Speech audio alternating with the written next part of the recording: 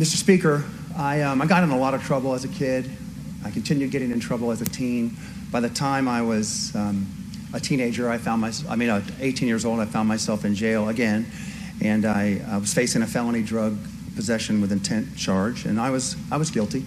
So I pled guilty, and I forfeited my civil rights and some others, and I continued on to serve my sentence, and intimately got to spend a lot of time with some other felons.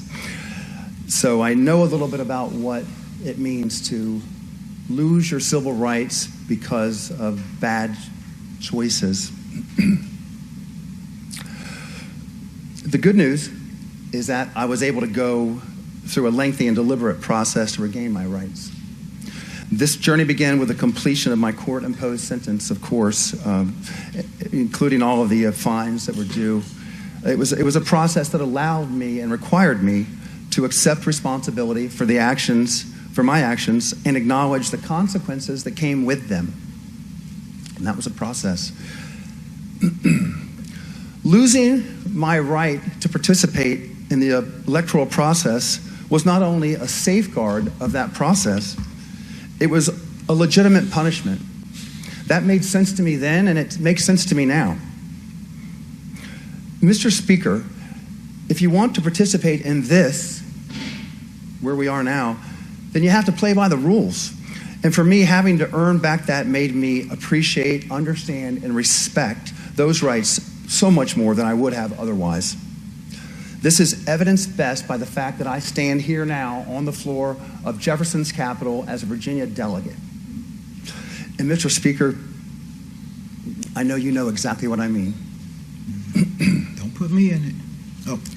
Mr. Speaker, I was profoundly moved when I heard your story and your acceptance speech. You and I bring a unique experience and perspective to this issue. We both believe in second chances, but we must recognize that these chances are earned, not simply handed out. It is crucial that we provide opportunities for redemption in a thoughtful and measured manner, one that extends grace to those genuinely seeking to turn their lives around, while also safeguarding our community. However, Mr. Speaker, we both know there is a significant difference between serving your sentence and making a conscious decision to turn your life around and stop running afoul of the law. I believe we can find a wise, compassionate, and forgiving approach to this issue. I stand firmly, obviously, in favor of redemption and forgiveness, but this proposal goes too far. Way too far. It's extreme. It doesn't give fair consideration to victims, and as written, HJ2 undermines the very principles of accountability and responsibility that are fundamental to our society here in the Commonwealth. I urge this body to vote against HJ2 and send this back to committee. Thank you, Mr. Speaker. Back in 2009, Mr. Speaker, when I graduated high school, I attended a university called Liberty University in Lynchburg, Virginia.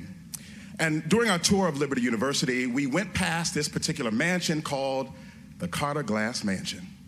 This Carter Glass Mansion was the office of Jerry Falwell. This is the office where Jerry Falwell passed away. This was a historical site that they preserved. And I wanted to know what was so important about Carter Glass that they had to preserve his memory. Well, on the documentation, they tell us he was one of the longest serving U.S. senators from Virginia. On the documentation, they tell us the great work that he did for the federal banking.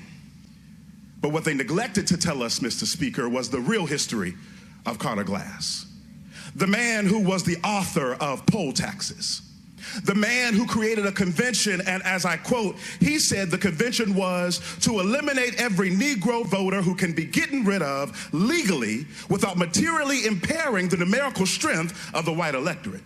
Mr. Speaker, and the convention came to order, it finished its business, and it reduced black vote by 80% in this Commonwealth. Now, I was confused, Mr. Speaker, because we are constantly lectured from the other side about the Democratic Party being the party of plantation owners.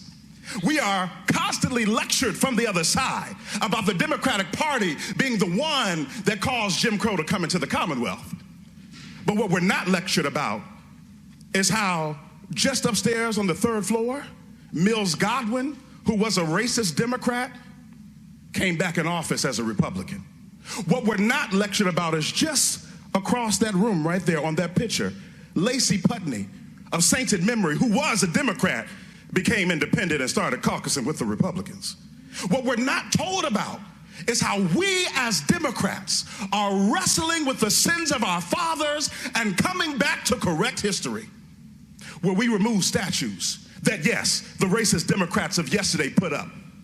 When we are changing the laws that, yes, the racist Democrats of yesterday put up. But then our colleagues want to lecture us on our history and then vote against things that they should be voting against. And so today, Mr. Speaker, as we vote on this resolution, if you want to side with the racist Democrat Carter Glass and uphold racist traditions in Virginia, vote against the resolution.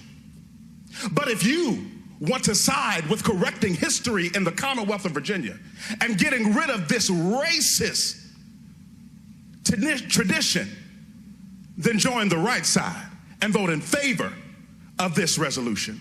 Allow me to quote the Apostle Luke in chapter 4, verse 18. He said, Jesus was quoting, and he said, "The Spirit of the Lord is upon me because he has anointed me to preach the gospel to the poor.